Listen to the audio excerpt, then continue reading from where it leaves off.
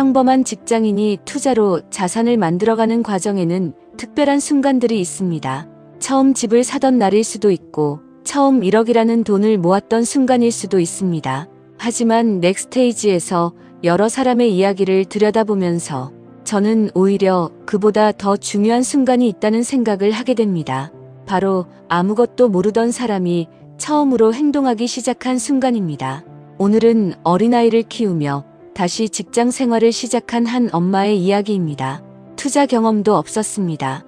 오히려 첫 투자에서는 수천만 원의 계약금을 잃었습니다.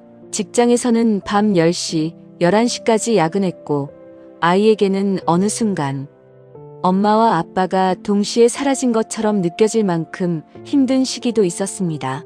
그런데 평범한 사람이 투자 공부를 시작한 지 3년 만에 순자산 10억을 만들었습니다. 무엇이 달랐던 걸까요? 처음부터 투자를 잘했던 것도 아니고 미래를 정확하게 예측했던 것도 아니었습니다. 다만 한 가지는 달랐습니다. 고민해야 할 순간과 행동해야 할 순간을 구분하기 시작했습니다. 오늘은 그 이야기를 해보겠습니다. 2018년 말이었습니다. 그녀는 투자 코칭을 받기 위해 한 사람을 찾아갔습니다. 사실 이미 투자라고 부르기 민망할 정도로 아픈 경험이 하나 있었습니다. 오피스텔 투자였습니다. 당시에는 나름대로 괜찮은 선택이라고 생각했습니다. 하지만 결과는 완전히 달랐습니다.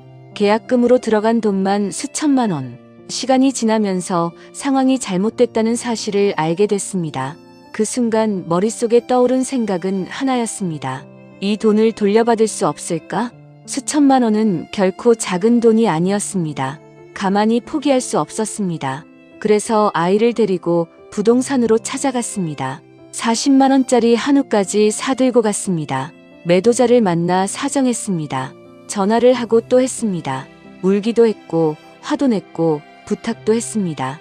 그렇게 한 달 가까이 매달렸습니다. 하지만 돈은 돌아오지 않았습니다. 그때 처음으로 뼈저리게 깨달았습니다. 세상은 내가 생각하는 대로 움직이지 않는다는 것. 그리고 무엇보다 한번 다른 사람의 손에 들어간 내 돈을 다시 찾아오는 것은 생각보다 훨씬 어렵다는 것이었습니다. 아마 이 일을 겪지 않았다면 그녀는 투자에 대해 조금 더 가볍게 생각했을지도 모릅니다.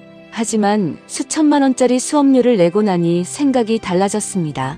다시는 이렇게 투자하고 싶지 않았습니다. 그래서 투자 코칭을 받았습니다. 그런데 코칭에서 들은 말은 의외였습니다. 거창한 투자 비법도 아니었고 앞으로 오를 지역을 찍어주는 것도 아니었습니다. 지출을 더 줄이세요. 그리고 맞벌이를 하면서 투자 공부를 하세요. 그녀에게는 쉽지 않은 이야기였습니다. 당시 그녀는 외벌이 가정이었습니다. 아이도 있었습니다. 그런데 투자 공부를 제대로 하려면 돈부터 만들어야 했습니다.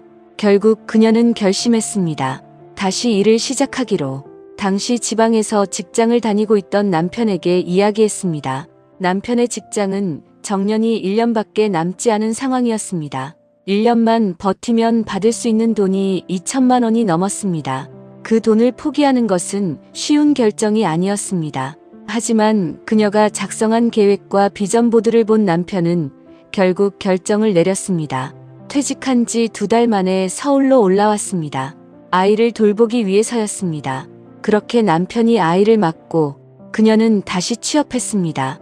그런데 인생은 계획대로 흘러가지 않았습니다. 일도 처음부터 다시 시작해야 했고 투자도 처음부터 다시 배워야 했고 아이도 처음으로 어린이집에 가야 했습니다. 하필 그 모든 일이 동시에 시작됐습니다. 어떤 날은 밤 10시가 넘도록 야근했습니다. 밤 11시까지 일하는 날도 있었습니다. 그런 날이면 회사 근처 24시간 카페로 향했습니다.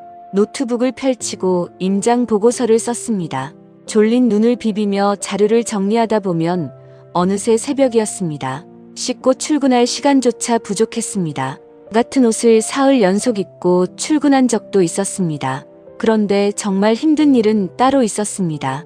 어느 날 어린이집에서 연락이 왔습니다. 아이가 조금 이상한 것 같아요. 상담을 한번 받아보시는 게 좋을 것 같습니다. 가슴이 철렁했습니다. 남편은 해외 파견을 가야 했고 엄마와 아빠가 갑자기 바빠지면서 아이에게도 큰 변화가 찾아왔던 겁니다. 그 순간 그녀의 머릿속에는 수많은 생각이 지나갔습니다. 내가 지금 뭘 하고 있는 거지? 돈을 벌겠다고 아이에게 너무 큰 희생을 요구하고 있는 건 아닐까? 투자를 그만둬야 하나? 회사도 놓을 수 없었습니다. 아이도 놓을 수 없었습니다. 투자도 포기하고 싶지 않았습니다. 하지만 사람의 시간과 체력은 무한하지 않았습니다. 결국 그녀는 하나를 내려놓았습니다. 회사를 그만뒀습니다. 아이를 돌봐주시는 어머니께 용돈 한 푼 제대로 드릴 수 없는 상황이 됐습니다. 두려웠습니다. 하지만 이상하게도 그 시간을 지나면서 한 가지는 더 선명해졌습니다. 내가 무엇을 포기해야 하는지, 그리고 무엇에 집중해야 하는지였습니다. 그녀는 다시 투자에 집중했습니다. 그렇게 1년차가 시작됐습니다. 첫 번째로 들은 조언은 아주 단순했습니다. 전화 임장을 하루에 20번 하세요. 처음에는 의욕이 넘쳤습니다. 아침부터 밖으로 나갔습니다. 여기저기 돌아다니며 아파트를 봤습니다. 그런데 이상했습니다. 열심히 돌아다니는데도 아무것도 잡히지 않았습니다. 좋은 것 같기도 하고 아닌 것 같기도 하고 가격이 싼 것 같기도 하고 비싼 것 같기도 했습니다. 계속 허탕만 치는 느낌이었습니다. 그때 들은 말이었습니다. 전화 임장을 하루에 20번 해보세요. 하루 20통. 일주일이면 100통이 넘습니다. 처음에는 생각했습니다. 정말 이렇게까지 해야 하나? 하지만 이번에는 예전처럼 고민만 하지 않았습니다. 전화를 걸었습니다. 그리고 또 걸었습니다. 자신이 보고 있던 지역의 부동산에는 거의 모두 전화했습니다. 요즘 이 단지 분위기는 어떤가요? 전세는 잘 나가나요? 급하게 나온 물건은 없나요? 사람들이 가장 선호하는 단지는 어디인가요? 한 통, 두 통, 10통, 20통. 처음에는 서로 연결되지 않던 정보들이 조금씩 이어지기 시작했습니다. 그리고 어느 순간부터 그 지역이 보이기 시작했습니다. 지도 위에 있던 아파트가 실제 사람들의 선택으로 보이기 시작했고 가격표 뒤에 숨어있던 이유가 보이기 시작했습니다. 그렇게 그녀는 첫 번째 아파트에 투자했습니다. 그때 알게 됐습니다. 왜 20통을 하라고 했는지. 누군가 10번 설명해 주는 것보다 직접 20번 전화해 보는 것이 훨씬 빨랐습니다. 두 번째 조언도 단순했습니다. 아파트 전세 투자만 해도 됩니다. 주변에서는 이런저런 이야기가 들려왔습니다. 주식으로 돈을 벌었다는 사람, 다른 방식의 투자로 큰 수익을 냈다는 사람, 새로운 투자처가 좋다는 사람, 흔들릴 만했습니다. 하지만 그녀는 자신이 배우고 있는 것 하나에 집중했습니다. 아파트를 보고 강의를 듣고 책을 읽고 임장하고 투자했습니다. 다른 사람이 무엇으로 돈을 벌었는지는 중요하지 않았습니다.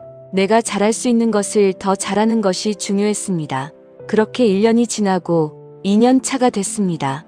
이번에는 시장이 달라졌습니다. 규제가 강해졌고 취득세가 크게 올랐습니다. 사람들이 혼란스러워했습니다. 이제 투자하면 안 되는 것 아닌가? 조금 기다려야 하는 것 아닌가? 그녀도 무서웠습니다. 하지만 이번에도 들은 말은 단순했습니다. 꼼수 쓰지 말고 본질을 보세요. 투자 기준에 맞으면 투자하세요. 그녀는 규제를 맞아 분위기가 차갑게 식어있던 저평가 지역을 찾았습니다. 그리고 자신이 배운 기준으로 다시 확인했습니다. 가격은 충분히 싼가? 사람들이 살고 싶어 하는 곳인가? 전세 수요는 있는가? 내가 감당할 수 있는가? 기준에 들어왔습니다. 결국 투자했습니다. 그런데 이번에는 예상하지 못한 일이 벌어졌습니다. 시장이 매수자에게 유리하게 움직이면서 매도자에게 돈을 빌려 잔금을 치르는 경험까지 하게 된 겁니다. 시장이 뜨거울 때는 상상하기 어려운 일이었습니다. 그녀는 또 하나를 배웠습니다. 시장은 항상 같은 모습이 아니라는 것. 사람들이 두려워하는 순간에도 기회가 있을 수 있고 사람들이 흥분하는 순간에도 위험은 존재한다는 것. 그리고 그 둘을 구분해주는 것이 결국 자신만의 기준이라는 것이었습니다. 그렇게 시간이 흘렀습니다. 주식으로 4천만 원을 잃고 오피스텔에서도 4천만 원을 잃고 처음에는 왜 이런 걸 해야 하는지 이해하지 못했던 초보 투자자. 아이를 키우고 직장을 다시 구하고 밤늦게까지 일하면서 잠을 줄여 임장 보고서를 쓰던 평범한 엄마.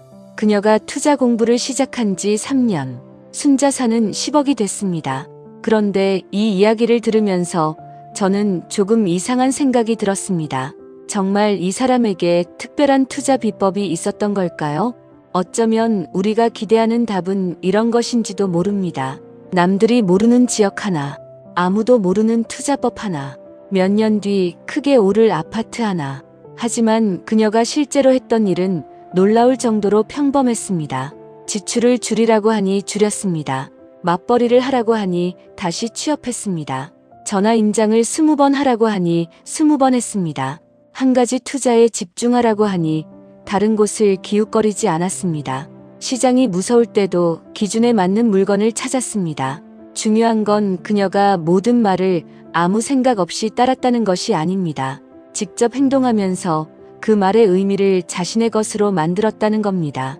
처음에는 그녀도 계속 질문했습니다. 왜 목표를 써야 하지? 왜 실적을 기록해야 하지? 왜 감사일기를 써야 하지? 왜 투자도 못하는 지역을 가보라는 거지? 아이폰으로 녹음하면 되는데 왜 별도의 녹음기를 사라는 거지? 차 타고 다니면 편한데 왜 걸으라고 하는 거지? 택시 타면 더 빠른데 왜 운전을 배우라고 하는 거지? 아마 우리도 비슷할 겁니다. 무언가를 배우면 먼저 머릿속에서 계산합니다. 그걸 꼭 해야 하나? 더 쉬운 방법은 없을까? 나한테도 정말 맞는 방법일까? 괜히 시간만 버리는 것 아닐까? 물론 모든 조언을 무조건 따라야 한다는 뜻은 아닙니다. 하지만 그녀가 경계했던 것은 따로 있었습니다. 아직 해보지도 않았는데 머릿속에서 먼저 결론을 내리는 것이었습니다. 그래서 그녀가 마음속에 새긴 원칙이 하나 생겼습니다. 머리 굴리면서 재지 말고 하라고 한 것은 일단 해볼 것. 실제로 해보고 나면 왜 그 말을 했는지 알게 되는 것들이 분명히 있었습니다. 그리고 이 이야기는 투자에만 해당되는 이야기는 아닌 것 같습니다. 우리는 무엇인가를 바꾸고 싶을 때 너무 많은 생각을 합니다. 조금 더 준비되면, 조금 더 공부하면, 돈이 조금 더 모이면, 시장이 조금 더 좋아지면, 아이들이 조금 더 크면, 회사 일이 조금 한가해지면, 그때 시작해야지. 그런데 이상하게도 그 완벽한 순간은 좀처럼 오지 않습니다. 그녀 역시 완벽한 상황에서 시작하지 않았습니다. 오히려 정반대였습니다. 돈을 잃은 상태에서 시작했고, 아이를 키우고 있었고, 직장을 다시 구해야 했고, 시간도 부족했습니다. 시장은 계속 변했습니다. 그럼에도 그녀는 완벽한 조건을 기다리는 대신 지금 할 수 있는 행동 하나를 선택했습니다. 오늘 전화 한 통 더 하는 것, 오늘 아파트 하나 더 보는 것, 오늘 보고서 한 장 더 쓰는 것, 오늘 책 몇 페이지라도 읽는 것, 그 작은 행동들이 쌓였습니다. 그리고 어느 순간 주식과 오피스텔에서 8천만 원을 잃었던 초보 투자자가 순자산 10억을 가진 투자자가 되어 있었습니다. 물론 이것이 누구나 똑같이 3년 안에 10억을 만들 수 있다는 뜻은 아닙니다. 시기도 달랐고 시장도 달랐고 각자의 소득과 자산, 환경 역시 모두 다릅니다. 하지만 결과와 별개로 우리가 가져갈 수 있는 것은 분명히 있습니다. 생각이 행동을 대신하기 시작하는 순간을 경계하는 것입니다. 알고 있는 것과 해본 것은 다릅니다. 책에서 전화 임장이 중요하다는 문장을 읽는 것과 실제로 하루에 20통의 전화를 돌리는 것은 다릅니다. 저평가가 중요하다는 사실을 아는 것과 수십 개의 아파트를 직접 비교해 가격 차이를 느껴보는 것은 다릅니다. 투자 기준이 중요하다고 말하는 것과 시장이 모두에게 공포를 줄 때 그 기준을 실제로 적용하는 것도 다릅니다. 결국 그녀가 3년 동안 만든 것은 10억이라는 숫자만이 아니었습니다. 어떤 시장이 오더라도 스스로 판단하고 움직일 수 있는 힘이었습니다. 처음 투자에 실패했을 때는 수천만 원을 되찾기 위해 한우를 사들고 찾아가 울고불고 매달려야 했습니다.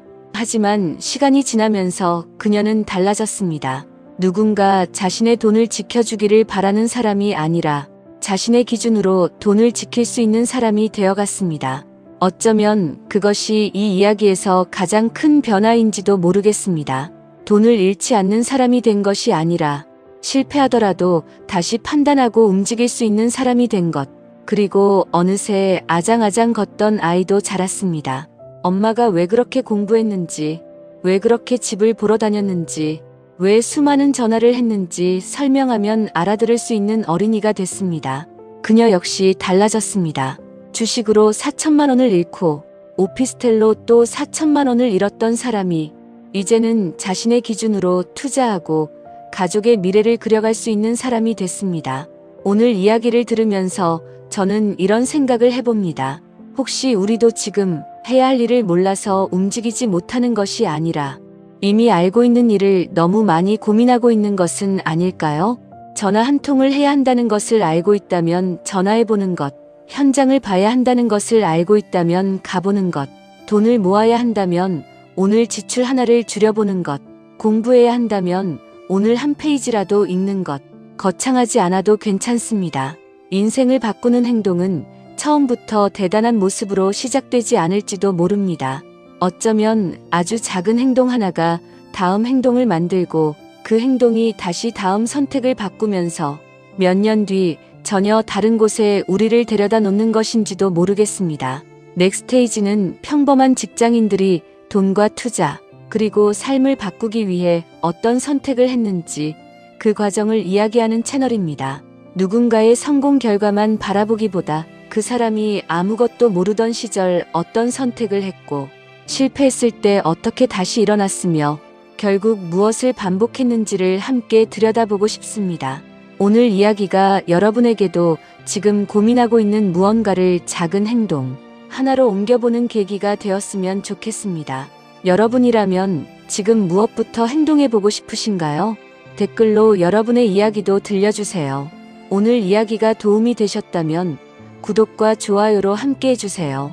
다음 영상에서도 평범한 사람이 자신의 다음 단계를 만들어가는 또 하나의 이야기를 들고 오겠습니다. 오늘도 여러분의 넥스테이지를 응원합니다. 감사합니다.